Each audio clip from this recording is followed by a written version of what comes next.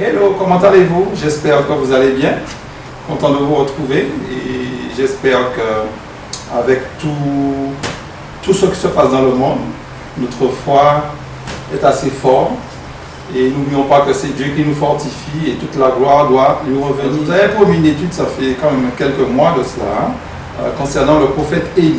Alors le titre du sujet, Élie, le prophète des derniers jours. Mais avant de commencer cette étude, je tiens quand même à vous encourager à persévérer et à suivre jusqu'à la fin de la vidéo. Et n'hésitez pas à poser des questions à l'adresse qui va s'afficher à la fin de la vidéo. Ok? Et puis j'encourage aussi tous ceux qui partagent les vidéos et ceux aussi qui enseignent aussi ce message, que Dieu bénisse tous les efforts qui sont faits ici et là. Je sais que c'est un message qui n'est pas apprécié, mais du courage à tout un chacun. Élie, comme vous le savez, c'est un prophète qui a vraiment marqué son histoire. Après Moïse, je pense que je peux m'avancer en disant que c'était le deuxième prophète qui a été le plus réputé en Israël. Élie, il vivait dans les montagnes de Galaad, avait une mission assez particulière. Mais je n'aimerais pas trop m'arrêter sur le titre Élie, car vous connaissez l'histoire d'Élie, mais j'aimerais vous montrer que Élie représentait un prophète au temps de la fin, un message qu'on aura au temps de la fin. Et c'est surtout sur ce que je veux insister avec vous. Rappelons-nous quand même, dans 2 Rois 2, le verset 11, il est écrit: comme il continuait à marcher en parlant, voici un char de feu et des cheveux de feu les séparèrent l'un de l'autre, et Élie monta au ciel dans un tourbillon. Donc ce qui a de particulier avec Élie, il n'a pas connu la mort. Donc Dieu l'a enlevé. Dieu l'a enlevé. Donc Élie, nous verrons qu'est-ce qu'il représente. Pourquoi Dieu l'a-t-il enlevé? Pourquoi il n'est pas mort comme les autres?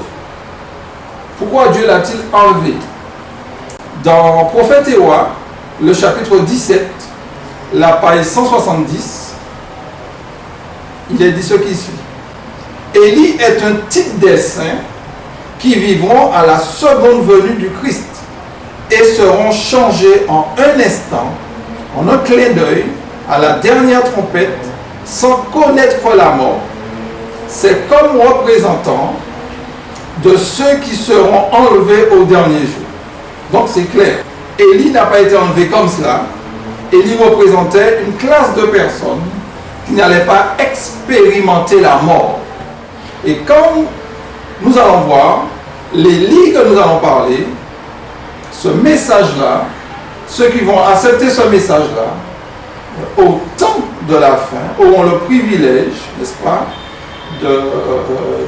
ça sera la génération en tout cas, qui ne passera pas par la mort. Alors certains vont mourir certes, mais au moment où les événements vont se dérouler, ces personnes auront le privilège, n'est-ce pas, de ne pas connaître la mort. Ce qu'il faut savoir, c'est qu'au moment où Jésus revient, je ne vous apprends rien, il y a 2 classes de personnes, des ressuscités et des personnes qui ne connaîtront pas la mort. Donc, ceux qui ne connaîtront pas la mort, nous allons voir ça, c'est ceux qui croient au message du 3e ange. Donc le message des 3 anges est venu depuis les années 1800, mais bientôt, on ne sait pas quand, il y a des personnes qui croient en ce message-là, le message des 3 anges, qui n'expérimenteront pas la mort. Ça, nous sommes sûrs. Élie, le message d'Élie concerne Laodicée, la dernière église. Le message d'Élie concerne le message des 3 anges. Ce n'est pas à l'époque, non, les 3 anges. Et nous verrons ça. Alors, j'aimerais vous donner quand même le texte de base qui nous servira de sorte. Dans Malachie, le chapitre 4, le verset 5 et 6. Voici, je vous enverrai Élie le prophète, avant que le jour de l'Éternel arrive, ce jour grand et redoutable, il ramènera le cœur des pères à leurs enfants et le cœur des enfants à leurs pères, de peur que je ne vienne frapper le pays d'interdit. Ici, nous avons une promesse. Une promesse qui n'est pas conditionnelle. Voici, je vous enverrai. Je ne dis pas si vous êtes sage, je vous enverrai. Voici, je vous enverrai. Dans la Bible, il y a beaucoup de promesses comme ça, telles que la venue du Messie, le retour de Jésus. Donc, ici, c'est une promesse qui est inconditionnelle. Je vous enverrai Élie, le prophète, avant que le jour de l'Éternel arrive. Pas pendant, pas après, mais avant. C'est très important. Avant. Et le fait que l'on dit que je vous enverrai Élie le prophète, et comme nous venons de voir, Élie était au ciel. Est-ce que cela voulait dire que Élie allait descendre sur la terre? Non. Non. Quoique lors de la transfiguration, Élie est descendu, n'est-ce pas? C'était pour encourager Jésus d'aller jusqu'au bout. Parce que rappelons-nous que si Jésus avait échoué, Élie qui était au ciel, ainsi que Moïse, allait redescendre. Okay? Donc il fallait qu'ils encouragent. Et puis le fait que Jésus a été transfiguré symbolisait aussi son royaume en miniature, son retour en gloire. Hein? Sa tête comme le soleil, son retour en gloire. Et Moïse et Élie symbolisaient deux classes de rachetés, les ressuscités et les transmués. Donc ce sont des choses que nous avons normalement appris. Ok? Très bien. Donc, notez que Élie, je répète, sera envoyé. Donc, manifestement, ce n'est pas le prophète Élie. Donc, c'est quelqu'un qui va symboliser Élie. Donc, quelle que soit l'interprétation que nous allons donner à ce texte, notez que c'est une prophétie biblique. Mais dans le livre de Matthieu, Matthieu 17, le verset 10 à 13, le verset 10 à 13, il est dit ce qui suit. Les disciples lui firent cette question: pourquoi donc les scribes disent-ils qu'Élie doit venir premièrement? Il lui répondit: il est vrai qu'Élie doit venir et rétablir toutes choses. Mais je vous dis qu'Élie est déjà venu et qu'ils ne l'ont pas reconnu et qu'ils l'ont traité comme ils ont voulu. De même, le Fils de l'homme souffrira de leur part. Les disciples comprirent alors qu'il leur parlait de Jean-Baptiste. Malachie nous dit: je vous enverrai Élie. Jésus-Christ nous dit: Élie, c'est Jean-Baptiste. C'est ce que nous venons de lire là. Alors que je vous ai parlé d'un Élie des derniers jours. Alors que la Bible nous dit que c'est Jean-Baptiste. Il n'y a pas de contradiction, vous allez comprendre parfaitement. Il n'y a pas de souci. Mais notez que le texte de Malachie, Jésus l'applique pour Jean-Baptiste. Jean-Baptiste, nous savons, a préparé la venue de Jésus.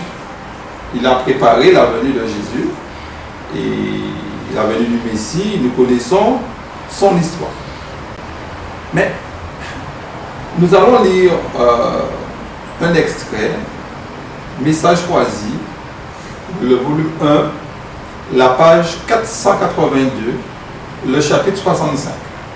Nous allons lire ce passage et nous allons essayer de comprendre, de réfléchir. Les Juifs voulaient empêcher la proclamation du message annoncé dans la parole de Dieu, mais la prophétie devait s'accomplir.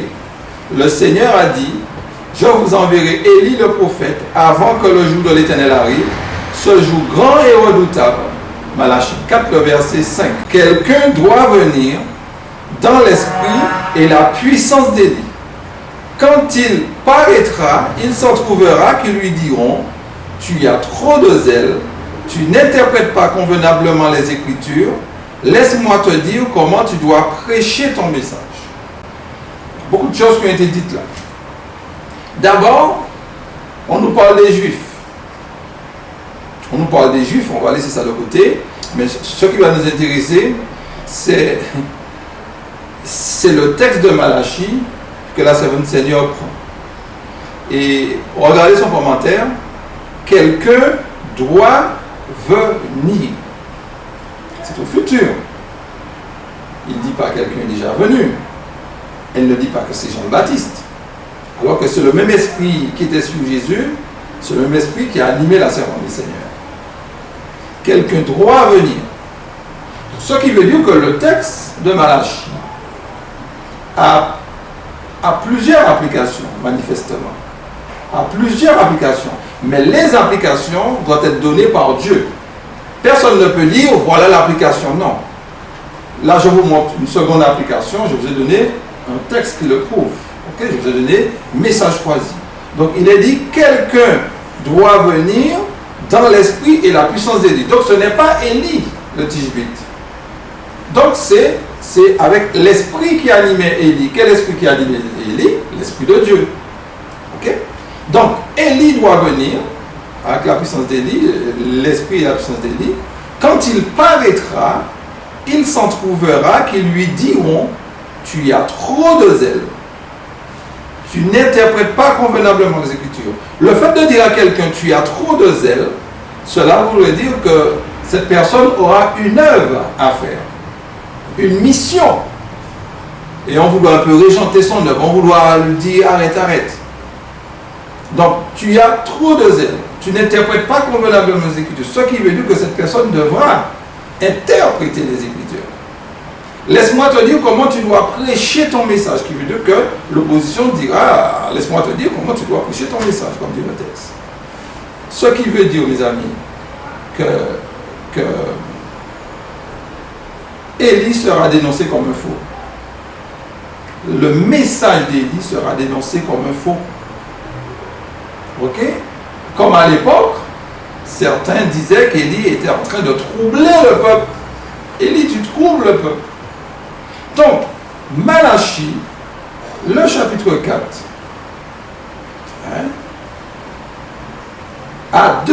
nous avons vu deux applications. La première, nous l'avons vue dans Matthieu, ça s'est appliqué à Jean-Baptiste. Et la seconde application est dans le futur. Alors, c'est vrai que quand on lit Message choisi, nos frères ont mis comme titre la mission, la mission d'Ellen White. En disant que ça serait Ellen White. Mais je tiens à dire que le message choisi est une compilation. Donc, on n'a pas mis ça. C'est eux qui ont mis. Ok? Donc, et ce passage, on peut aussi le trouver dans Témoignages pour les ministres, à la page 475. Ok? On peut trouver ça dans Témoignages pour les ministres ou pour les pasteurs, à la page 475 en anglais. Mais je sais que ce livre a été traduit par certaines associations et je bénis toutes ces personnes qui traduisent les livres de la Servante du Seigneur qui ne sont pas traduits, les livres de Wagner, etc. Je bénis toutes ces personnes. Donc, cherchez, ce texte-là se trouve dans plusieurs d'autres livres. Ok? Et vous verrez qu'elle ne parlait pas d'elle. Elle ne parlait pas d'elle. C'est une prophétie biblique. Ok? Donc, pour identifier ce message, ce messager aussi, il nous faudra répondre à la question, c'est quoi le jour de l'Éternel?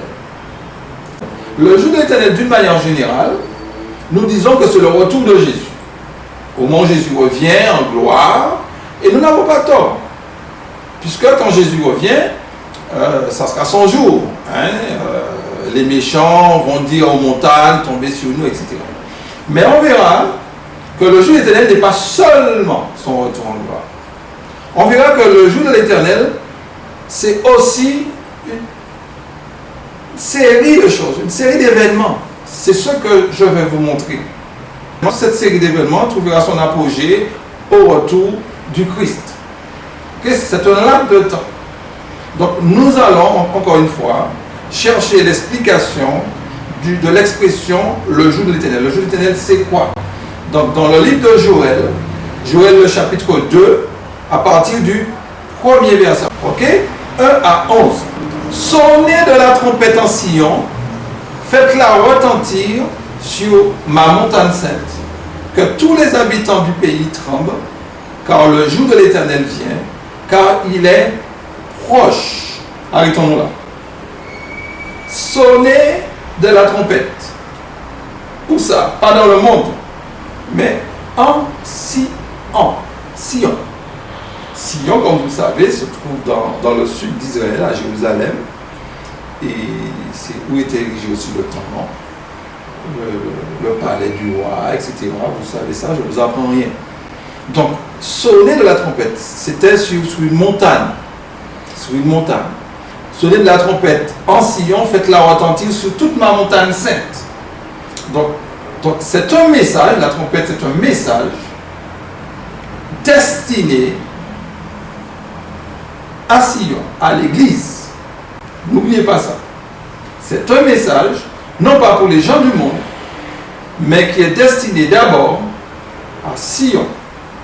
Et quand ce message sera entendu, sera accepté, il est dit que tous les habitants du pays, pas du monde, on parle d'un pays spirituel, Israël, que tous les habitants du pays tremblent, qui veut dire que doivent donner gloire à Dieu. Pas trembler pour avoir peur de Dieu, mais pour que nous puissions avoir du respect envers lui. Pourquoi il faudra faire ça? Car le jour de l'Éternel vient, il est proche. C'est ce que nous dit le texte. Ok? Donc, ce que nous allons lire là, c'est un message adressé à Sion.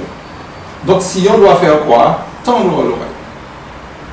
Donc, Dieu a un message pour Sion. Vous allez me dire, oui, ça c'est dans le passé, mon frère, c'est dans le passé. Rappelle-toi, Joël, c'était à l'époque, etc. Ok, lisons la prophétie et nous allons voir si c'est dans le passé ou c'est dans le futur. Et entre nous, la majorité des prophéties sont dans l'Ancien Testament. La majorité des prophéties sont dans l'Ancien Testament. Même quand certaines prophéties, certains passages dans la Bible font allusion à l'histoire, n'est-ce pas, à ce qui se passait, si vous faites attention, il y a toujours une phrase, il y a toujours un verset où Dieu parle de l'avenir. Donc Dieu, il est merveilleux et que son nom soit béni. Alors, on va poursuivre. Le verset 2. Jour de ténèbres et d'obscurité, jour de nuée et de brouillard, il vient comme l'aurore se répand sur les montagnes. Voici un peuple nombreux et puissant, tel qu'il n'y en a jamais eu et qu'il n'y en aura jamais dans la suite des âges. Waouh! Le jour de l'Éternel, c'est un jour de ténèbres, d'obscurité. Il y a des nuées, il y a des brouillards. Ceux qui sont en Europe savent de quoi on parle quand on parle de brouillard, pour ceux qui vivent dans les montagnes. Ce jour-là vient comme l'aurore, se répand sur les montagnes. Donc ça ne paraît pas agréable. Mais ce qu'il nous faut noter, mes amis, voici un peuple nombreux et puissant. Donc dans le jour de l'Éternel, le prophète met l'accent sur un peuple qui est nombreux et qui est puissant. Écoutez, tel qu'il n'y en a jamais eu et qu'il n'y en aura jamais dans la suite des âges. Il n'y a pas de référent. Jamais. Alors peut-être quand on lit ça, on peut peut-être penser aux apôtres. Parce qu'on parle d'un peuple, pas une personne comme ça. Élie était peut-être seul. Après, il y a eu Élisée. Alors qu'on est dit seul, dans le sens qu'il faisait des miracles, etc. Mais là, c'est un groupe de personnes qui est puissant et qui est nombreux. Ce n'est pas les disciples. Parce qu'il a dit qu'il n'y en aura jamais. Vous avez étudié avec moi. Je vous ai montré, je vais dû le mettre dans mes notes.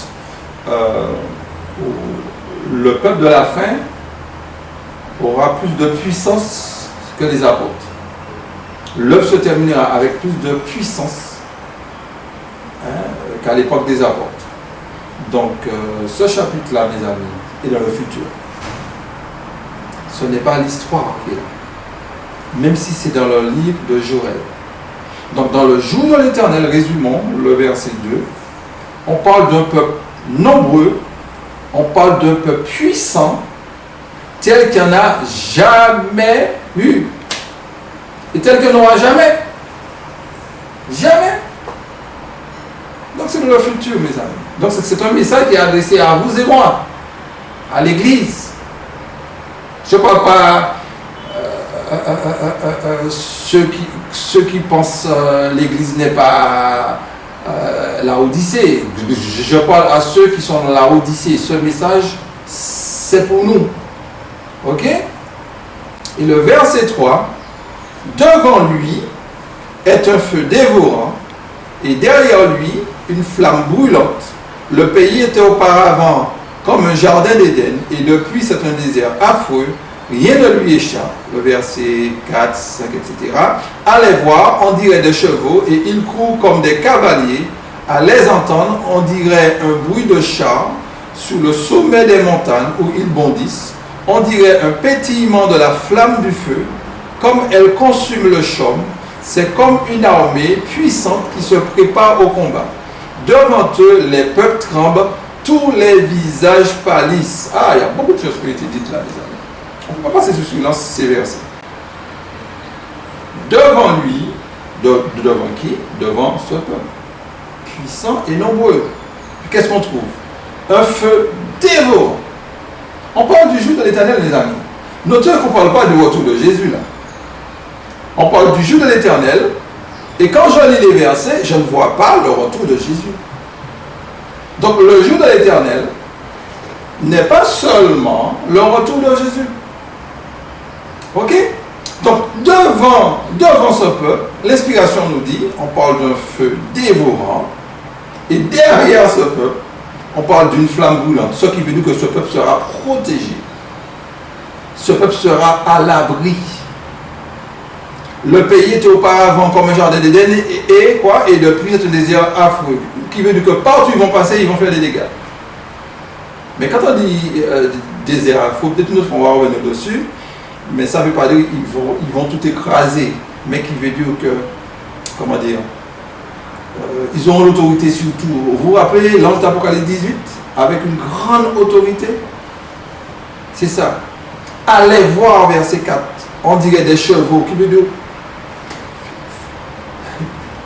Ils décollent vite. Ils courent comme des cavaliers. On parle d'un peuple nombreux qui court. Est-ce que quand Jésus revient, le jour de l'Éternel, que l'on décrit comme étant le retour de Jésus, est-ce qu'il y a des gens qui courent? Est-ce que les enfants de Dieu courent? Non. Ceux qui vont courir sont les méchants. On est d'accord? Donc, le verset 5, à les entendre, on dirait de bruit de chars sur le sommet des montagnes où ils bondissent. Donc, ils bougent partout. Mes amis, nous sommes au temps du grand cri là. Nous parlons du grand cri. Nous parlons de l'Église de Dieu, n'est-ce pas? Délivrant le dernier message du salut pour le monde. C'est ce que nous parlons là, mes amis. On dirait le pétillement de la flamme de feu.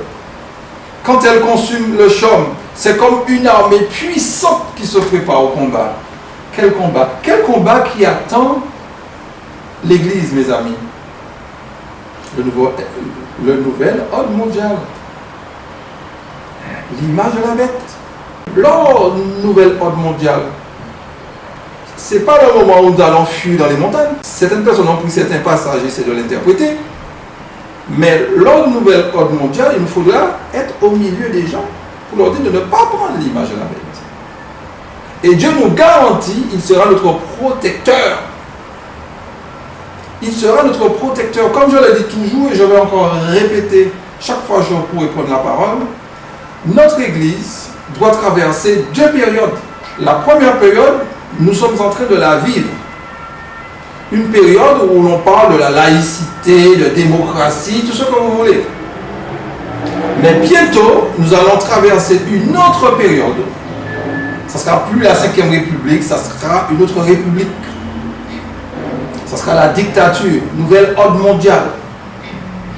Où il y aura même la mort pour les récalcitrants.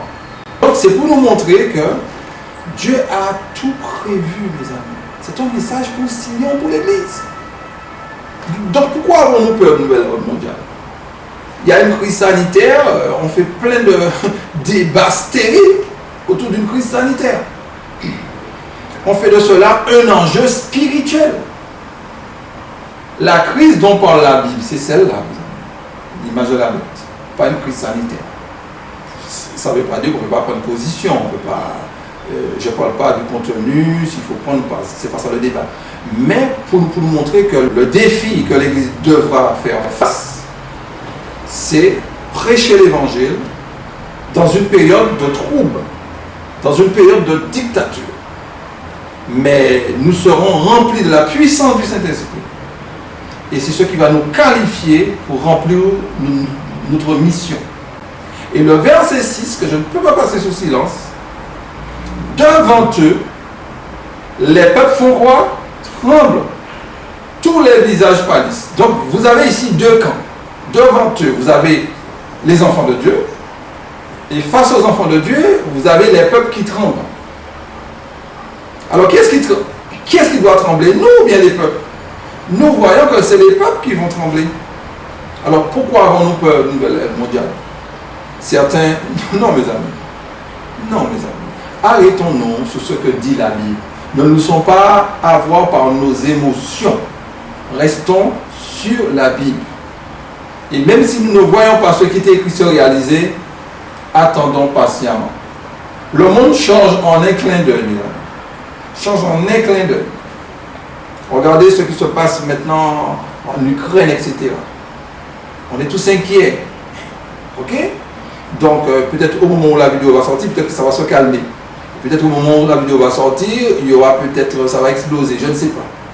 Donc, tout change, mes amis.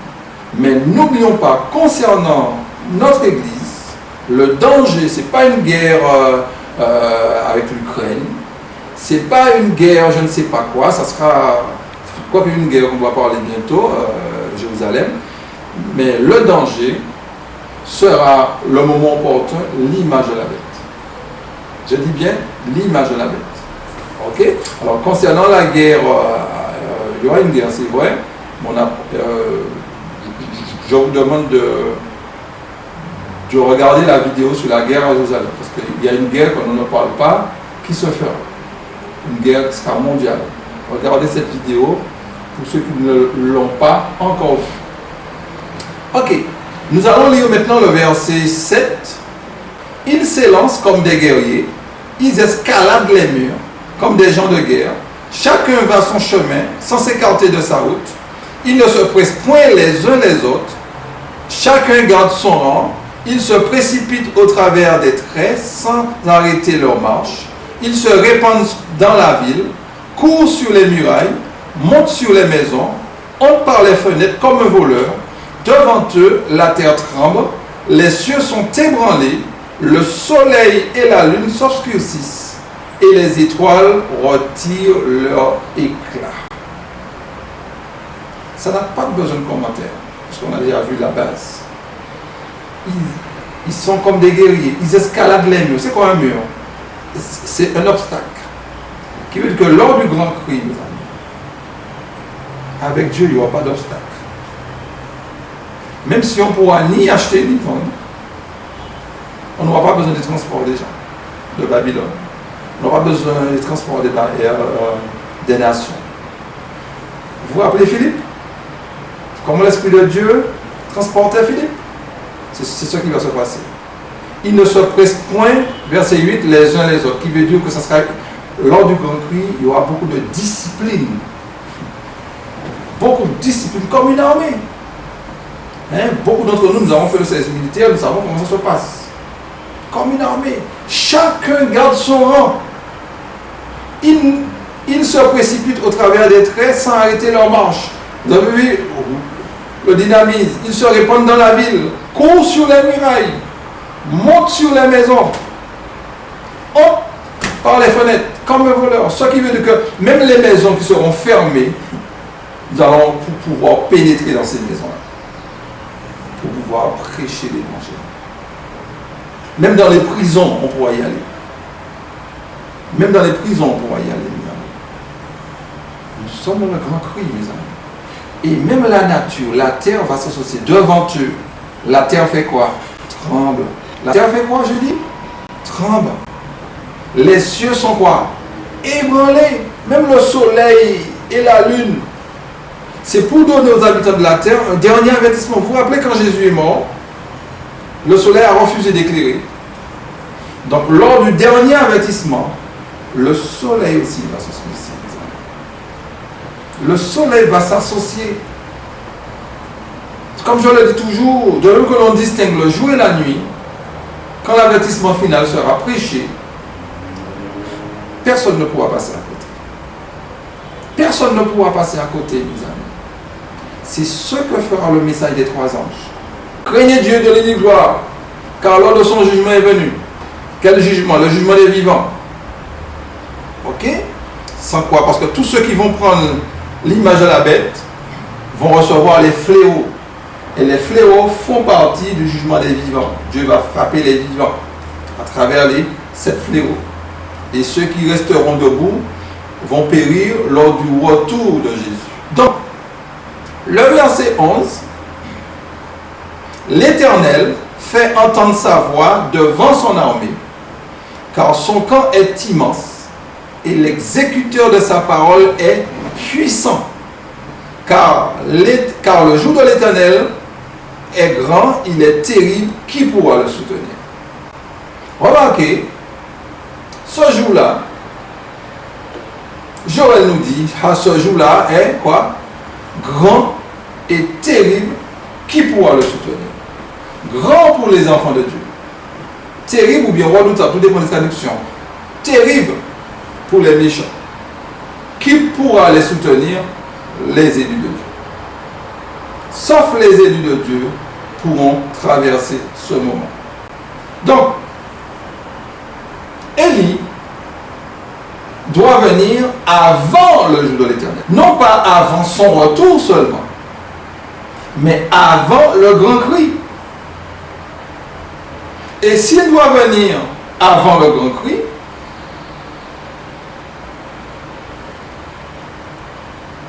cela veut dire que Dieu aura un message particulier pour nous. Et on pourra revenir à lui. Si Dieu nous donne cette prophétie-là, Dieu veut nous associer à sa victoire. C'est un privilège qu'il nous offre. Et c'est pour cela que le verset de Joël 2, que j'aime beaucoup, verset 12, je dis bien 12, jusqu'au verset 14, maintenant encore, dit l'Éternel, revenez à moi de tout votre cœur, avec des jeûnes et des pleurs et des lamentations. Déchirez vos cœurs et non vos vêtements, et revenez à l'Éternel votre Dieu, car il est compatissant et miséricordieux, lent à la colère et riche en bonté, et il se repent des maux qu'il envoie. Qui sait s'il ne reviendra pas et ne se repentira pas, et s'il ne laissera pas après lui la bénédiction, des offrandes et des libations pour l'Éternel votre Dieu. Mes amis, maintenant encore, cela veut dire que quand nous allons prendre connaissance de cette prophétie, on sera loin de Dieu. On sera loin de lui. Parce que Dieu nous dit, revenez à moi de tout votre cœur. Ça veut dire que quand le message va nous parvenir, on sera loin de lui. Et ça me rappelle le texte de Malachie. On dit à Dieu, en quoi devons-nous revenir? Mais mes amis, le fait d'aller, comme dit certains, dans les bâtiments, à l'église, c'est pas le plus important. Il faut y aller, j'encourage. Même avec cette crise sanitaire, il y a des gens qui restent.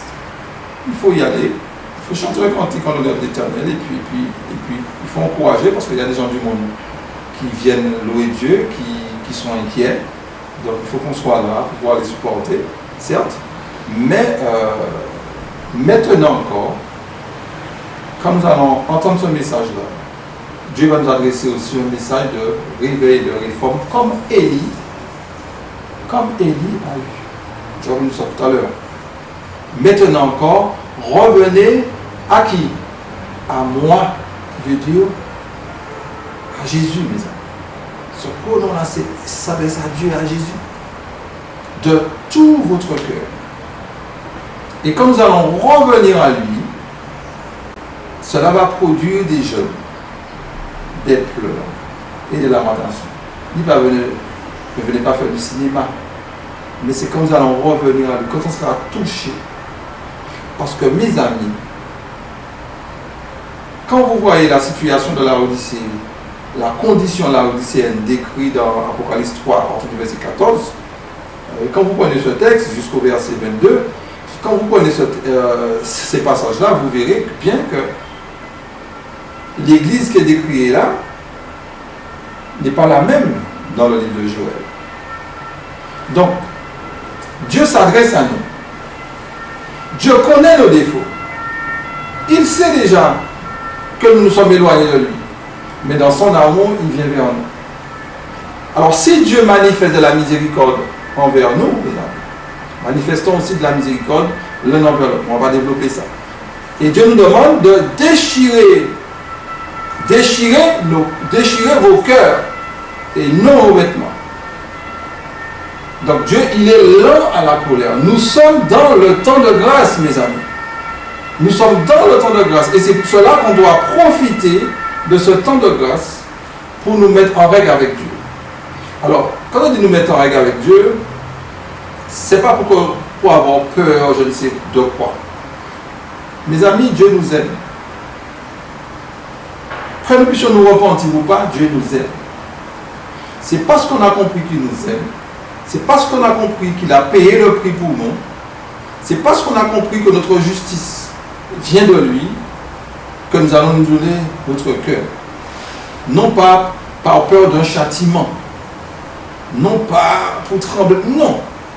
C'est par amour. Quand on dit donnez-moi votre cœur, c'est là où se trouve le siège de l'émotion. Ça n'a rien à voir avec le légalisme. Ça n'a rien à voir avec le légalisme. Donc, et Dieu ne nous enverra pas à ce qu'il a promis, mes amis. Enfin, ce qu'il a promis, qui veut dire que sous les méchants vont récolter le fruit de leurs actions, mais aucun enfant de Dieu ne va périr, mes amis. Aucun enfant de Dieu ne va périr. Donc, Joël, le chapitre 2 que nous venons de lire, on va s'arrêter sur ce chapitre 2, puisqu'il y aurait beaucoup à dire. Le chapitre 1 parle du jour de l'Éternel, on n'en a pas appris, ça peut être une autre fois. Le chapitre 1 et le chapitre 2. Ces deux chapitres traitent du jour de l'Éternel. Et le chapitre 3 aussi parle du jour de l'Éternel. Et vous allez voir le chapitre 2 et le chapitre 3 qui traitent du jour de l'Éternel, qui parlent de deux événements différents. Et ces deux événements font partie du jour de l'Éternel. Et vous verrez qu'on ne parle pas du retour de Jésus. Donc le jour de l'Éternel, mes amis, c'est quoi? C'est un laps de temps. Série d'événements qui commence. Il y a des études que j'ai fait ensemble. Alors, je vais me baser sur ce qu'on a déjà fait ensemble. La purification de l'Église. Au moment où Dieu enlève l'ivraie, le jour de l'Éternel commence là, va s'étendre lors du grand cri, où on verra les œuvres de Dieu à l'œuvre, on verra Dieu, et les fléaux font partie du jour de l'Éternel, où le monde verra des choses surnaturelles qui arrivent, et jusqu'au retour de Jésus. Donc les choses surnaturelles commencent depuis le jugement des vivants, Matthieu 13, au moment où Dieu enlève l'ivraie, le verset 30, Ézéchiel 9 aussi, et va se poursuivre, toujours sans le secours d'aucune main. On verra que les œuvres de Dieu jusqu'au retour de Jésus. Pour le moment, on a l'impression que Dieu est mort. On a l'impression que Dieu est mort. Et nous qui sommes croyants, nous donnons aussi une mauvaise image de Dieu. Nous sommes angoissés, nous sommes toujours en dépression, que sais-je encore. Donc, c'est pas étonnant qu'il y a autant d'athées, parce que nous-mêmes, nous ne sommes pas... on a un problème. Mais bientôt, mes amis, le monde verra les œuvres de Dieu en action. Et ça va s'appeler le jour de l'Éternel. Le jour de l'Éternel. Et Dieu nous invite à prendre part à ce jour-là. Ça sera merveilleux. Donc, Élie, c'est le message d'Élie que je vous ai donné là. Ne laissez personne faire ses recherches pour vous, mes amis. Faites votre propre investigation. Ne demandez pas à un frère, non, mes amis. Demandez à l'Éternel. Enfin, ne demandez pas. Vous pouvez demander un conseil. Mais c'est à parce que quelqu'un va vous dire ça, c'est faux, pour répéter Amen. Ne laissez pas les gens faire des recherches pour vous et puis vous soumettre leurs recherches. Ça, c'est la vérité. Ça suit ça. Non. Allez demander à un juif croyant si Jésus c'est le Messie. Allez lui demander. Et puis vous serez étonné ce qu'on va vous dire. Ils vont vous dire que Jésus est un imposteur, ce que vous voulez. Donc, mes amis, le jour de l'Éternel, nous avons compris. Et je vais encore vous montrer, on s'achemine maintenant vers la conclusion, un autre texte qui parle du jour de l'Éternel, en dehors de Joël, et vous verrez que ce n'est pas son retour en gloire. Un texte qu'on attribue ce texte au retour de Jésus. Isaïe 66, un texte qui m'est cher, à partir du verset 14. D'habitude, on prend le verset 15, on commence le verset 15. On ne va pas prendre 13, on va prendre à partir du verset 14. On va lire d'abord 14, et puis une fois qu'on aura compris le contexte du verset 14, le verset 15, je découlera de lui-même. Vous le verrez, et votre cœur sera dans la joie, et vos os reprendront de la vigueur comme l'herbe. L'Éternel manifestera sa puissance envers ses serviteurs, mais il fera sentir sa colère à ses ennemis. Notez là, Dieu s'adresse à son peuple. Vous verrez, et votre cœur sera comment? Dans la joie. Vos os reprendront de la vigueur, de l'énergie, comme l'herbe. L'Éternel manifestera quoi? Sa puissance envers qui? Ses serviteurs. Ses serviteurs. Mais il fera sentir sa colère à ses ennemis. Deux camps.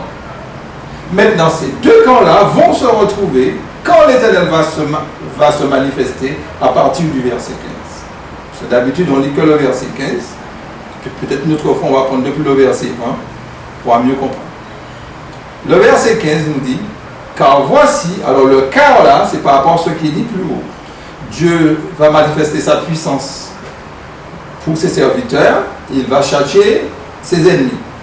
Ok? Car l'Éternel, non, car voici l'Éternel arrive dans un feu, et ses chars sont comme un tourbillon, il convertit sa colère en un brasier, et ses menaces en flammes de feu. Arrêtons-nous là. Là, nous allons, manifestement, nous parlons du retour. L'Éternel arrive. Donc, manifestement, nous sommes lors d'une venue. L'Éternel arrive.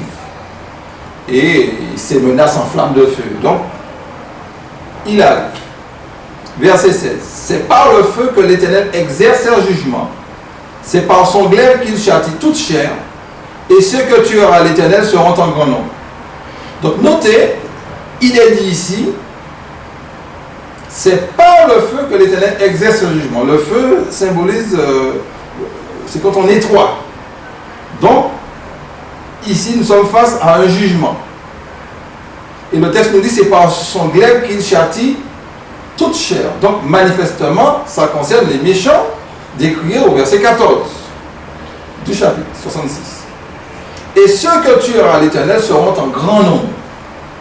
Donc, Dieu va châtier ses ennemis, ou il va tuer un grand nombre de personnes quand il va venir. Parce que le verset 15 nous parle d'une venue, la venue de l'Éternel. Le verset 16 met l'accent sur les conséquences de cette venue. Il va tuer un grand nombre de personnes. Verset 17. Ceux qui se sanctifient et se purifient dans les jardins, au milieu desquels ils vont un à un, qui mangent la chair de porc, des choses abominables et des souris, tous ceux-là périront, dit l'Éternel. Et ceux qui se purifient. Comment on peut se sanctifier et se purifier et être perdu quand même? Mais notez ce que dit le texte. Ce sont des gens qui ont une démarche religieuse, manifestement, mais qui se sanctifient à quoi? Dans les jardins. Dans les jardins. Pas dans la parole de l'Éternel. Ils font des chants dans les jardins, au milieu desquels ils vont un à un qui mangent de la chair de porc. Le porc fait partie des aliments impurs. Ce qui veut dire que ce sont des gens qui se sanctifient, mais à travers les aliments impurs. Ce n'est pas forcément de l'alimentation, la viande, mais c'est des mauvaises doctrines. Ils se sanctifient, ils ont des démarches religieuses, mais qui se sanctifient non pas à travers la parole de Dieu, mais à travers le jardin. Dans certaines traductions, vous avez à travers les arbres, au lieu du jardin. Rappelons-nous dans Daniel, Nebuchadnezzar est symbolisé comme étant un arbre. L'arbre représente les êtres humains. L'être humain ne doit pas être une référence pour nous, mes amis. C'est la parole de Dieu. Et le verset 18 nous dit: je connais leurs œuvres et leurs pensées. Le temps est venu de rassembler toutes les nations et toutes les langues. Elles viendront et verront ma gloire. Alors pourquoi l'Éternel va venir?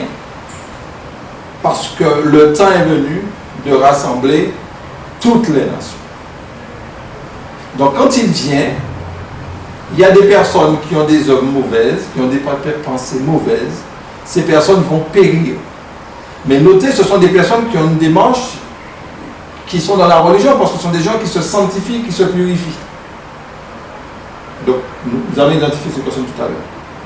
Donc, quand il viendra, ce sera non seulement pour chercher les méchants, mais aussi, elles viendront et verront ma gloire. Le temps est venu de rassembler les nations. Ça sera aussi un moment pour rassembler. Et comment va-t-il rassembler les nations? Le verset 19 nous aide.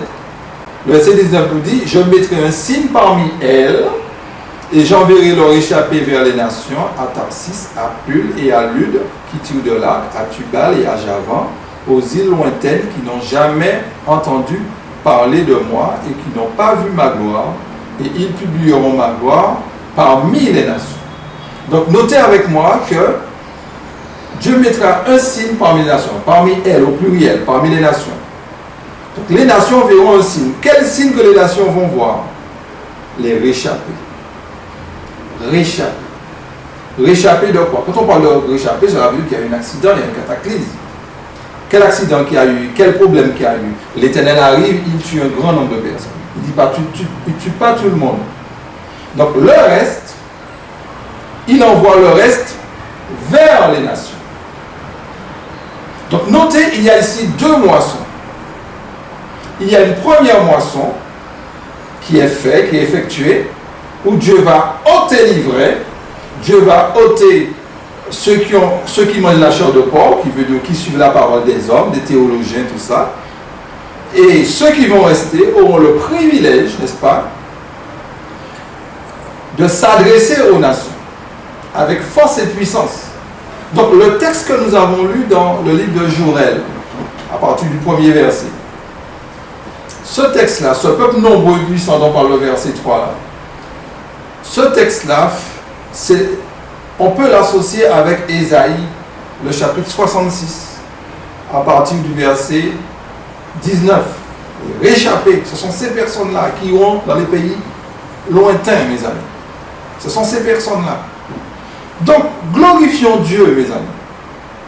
C'est le message d'Élie. C'est vrai, on dit l'Éternel arrive, donc il vient, c'est son jour, il vient. Mais pas en gloire. Je sais qu'au niveau des théologiens, on attribue ça au retour de Jésus. Comme je vous ai déjà dit, il y a un questionnaire qui a attribué cet événement au retour de Jésus. Mais si on l'applique au retour de Jésus, le verset 15, on veut l'appliquer au retour de Jésus. D'accord, admettons que c'est le retour de Jésus. Comment on va expliquer le verset 19? C'est parce que c'est cette venue qui fera qu'il y ait des réchappés. Donc si on tient toujours le même langage que c'est le retour de Jésus, il faudra dire que quand Jésus revient, il enverra des personnes prêcher l'évangile. On sait que ce n'est pas possible. Quand Jésus revient, le temps de grâce sera terminé. Au fait, le temps de grâce se termine après le grand cri. quand les fléaux vont frapper la terre, le temps de grâce sera terminé. Donc Ésaïe 66 est un chapitre prophétique aussi, mes amis. Ésaïe 66 nous parle du jour de l'Éternel. Mais le jour de l'Éternel, Dieu va purifier, Dieu va juger d'abord son peuple. Le jugement de Dieu pour son peuple fait partie du jour de l'Éternel. Et dans 1 Pierre 4, le verset 17, il est dit, car c'est le moment où le jugement va commencer par la maison de Dieu. Or, si c'est par nous qu'il commence, quelle sera la fin de ceux qui n'obéissent pas à l'évangile de Dieu? Verset 18. Et si le juste se sauve avec peine, que deviendront l'impie et le pécheur? Donc, avant que Dieu ne puisse juger le monde, mes amis, avant qu'il puisse envoyer des fléaux sur le monde, mes amis, il va d'abord s'occuper de son peuple. Avant qu'il puisse juger les prostituées, les criminels, tout ce que vous connaissez là, que nous pointons du doigt, Dieu va se rapprocher d'abord de nous. Le jugement commencera par la maison de Dieu. C'est ce que nous avons lu dans Ésaïe. C'est pour cela que le texte de Joël nous dit que tous les habitants du pays tremblent. Et une fois que le grand cri sera terminé, là on pourra voir, les fléaux pourront s'accomplir. Apocalypse chapitre 15, le verset 1. Puis je vis dans le ciel un autre signe grand et admirable, 7 anges qui tenaient 7 fléaux, les derniers, car par eux s'accomplit la colère de Dieu. Donc ces fléaux sont les derniers. Derniers. C'est-à-dire, il y a eu d'autres, mais il y aura dernier. C'est dans le futur. Donc les fléaux doivent frapper la terre, c'est dans le futur. Et après les fléaux, le dernier fléau, là, le grand tremblement de terre, Jésus va revenir. Donc pour résumer, mes amis, quelle était la mission d'Élie à l'époque? La mission d'Élie, c'était d'apporter un réveil et une réforme. Élie, à l'époque d'Élie, le peuple était travaillé par l'apostasie. Il y avait même de la magie, il y avait de la sorcellerie dans l'église, parmi les membres d'église. Élie avait un défi à relever. Est-ce qu'Élie a dit créons une autre église? Non. Élie n'a pas créé une autre église. J'entends très souvent des gens qui disent oui, l'église, nos dirigeants sont dans la fédération protestante, sont dans l'écuménisme, donc il ne faut pas aller à l'église, il ne faut pas si. Non, mes amis. Élie ne pouvait pas créer une autre église. Pourquoi? Parce que c'était de cette église que devait sortir le Messie. Le message des 3 anges, la Odyssée, on ne peut pas créer une autre église. Parce que c'est cette église qui doit préparer le retour de Jésus. Vous comprenez? Donc, même si Élie n'était pas d'accord avec la classe dirigeante, il a prêché son message de réveil et de réforme. Mais où il a été? Son champ d'activité était où? Son champ d'activité était en Israël. Donc, l'Élie moderne, l'Élie du temps de la fin, va s'adresser à des personnes au sein, sonner de la trompette en Sion. Pas hors de Sion, en Sion. Et si vous n'êtes pas en Sion, comment vous allez faire pour entendre? Comment vous allez faire pour pouvoir prendre part au grand cri? Donc, c'est extrêmement important. Donc, Élie a confondu, à travers son message, à travers son œuvre, tous les faux prophètes qui étaient dans la bergerie. Très souvent, quand on parle de faux prophètes, on voit toujours ceux qui ne sont pas sous la chair. Il faudrait que je trouve ce passage pour vous, où la Sainte Seigneur nous dit il y a beaucoup de faux enseignements, il y a beaucoup de faux prophètes sous la chair aussi. On pense une fois qu'on est sous la chair que tout ce qui est là-haut là, tout est bien. Non, mes amis. Où nous n'attendons pas le faux prophète, le plus souvent il est déjà là. Donc, étudions le message, mes amis. Investissons-nous, mes amis. De même que Élie n'est pas passé par la mort, tous ceux qui vont étudier au temps de la fin le message d'Élie devront aussi, ne passeront pas aussi par la mort. Le problème, c'est qu'on ne sait pas quand est-ce que les choses vont se faire, quand est-ce que Dieu va purifier son Église. Mais tous ceux qui vont assister, tous ceux qui feront partie des réchappés, n'expérimenteront pas la mort. Ils vont symboliser Élie. Et pour terminer, cette fois, j'étais un peu long, pour terminer, on va lire Nahum, le chapitre 1, le verset 15, ou bien dans certains livres, c'est le chapitre 2, le verset 1. Tout dépend des traductions. Écoutez ce verset. Voici sur les montagnes les pieds du messager qui annonce la paix. Célèbre tes fêtes, Judas, accomplis tes vœux, car le méchant ne passera plus au milieu de toi. Il est entièrement exterminé. Ça nous demanderait vraiment du temps pour pouvoir bien détailler ça. Mais notez quand même. Voici sur les montagnes. On a bien donné l'explication des montagnes, bref. Les pieds du messager. On n'a pas dit les pieds des messagers. Un messager qui va annoncer quoi? La paix. Pas la guerre, la paix. Parce que le message de Dieu, c'est toujours la paix. Et ce messager, dans son message, dira à Judas de célébrer ses fêtes et d'accomplir ses vœux. Quel vœu avons-nous fait, mes bien-aimés? Nous avons fait le vœu du baptême. Nous avons porté allégeance à Christ. Dieu nous dit maintenant de nous consacrer à lui, de nous reconsacrer à lui. Pourquoi? Car le méchant ne passera plus au milieu de toi. Plus au milieu de toi. Ce passage, on va l'appliquer aux apôtres. On peut appliquer à Nahum. À un moment donné, le méchant ne sera plus. Il sera entièrement exterminé. Le jugement des vivants, Dieu s'adresse au temps de la fin, au peuple au temps de la fin, mes amis. Donc, un messager apportera le message de la purification. Mais ça, on ne veut pas l'entendre. Beaucoup d'entre nous ne voulons pas l'entendre. On supprime, une fois qu'on voit la vidéo, on supprime tout de suite. Mais mes amis, c'est écrit. Que nous ne voulons pas, c'est écrit. Et tout ce que nous avons lu là n'est pas conditionnel. Il n'y a rien de conditionnel. Maintenant, de quel côté serons-nous? C'est notre débat. Oui. Mais les faits, ce qui va arriver, arrivera, mes amis. Donc, Élie, le prophète Élie, je vous enverrai Élie, écrit dans le livre de Malachie. C'est une prophétie biblique. Et je n'ai même pas expliqué le verset 6, frapper le pays d'interdit. C'est ce que j'aurais dû. Frapper le pays d'interdit, vous savez que cela veut dire, c'était éliminer les méchants.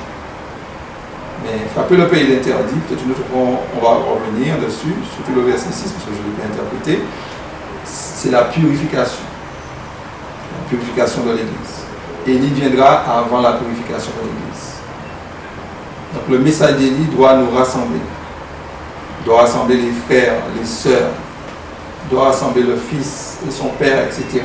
C'est ça le but, mes amis. De nous rassembler autour de la parole de Dieu. Non pas autour de l'église, de la classe dirigeante, mais nous rassembler d'abord autour de la parole de Dieu. Parce que ne soyons pas naïfs. L'église ne sera pas unie tant que Dieu n'aura pas purifié l'église. On doit tout faire pour unir l'église. On doit tout faire. On ne doit pas porter de mauvaise volonté. On doit tout faire. Ne soyons pas naïfs. Parce qu'il y a deux grands. Mais que Dieu nous aide à faire partie du peuple de Dieu. Et quelle que soit notre situation au moment où je vous parle, ne laissons pas l'ennemi nous dire que nous sommes livrés. Nous sommes enfants de Dieu. Aujourd'hui, si vous entendez ma voix, faisons la paix avec Dieu. Donc, le message d'Élie vous a été apporté, mes bien-aimés. Analysez-le. Ne laissez pas les gens décider pour vous, interpréter pour vous. Ne laissez pas. Étudions. Que l'Éternel nous bénisse, qu'il nous fasse du bien. Et à très bientôt, mes amis.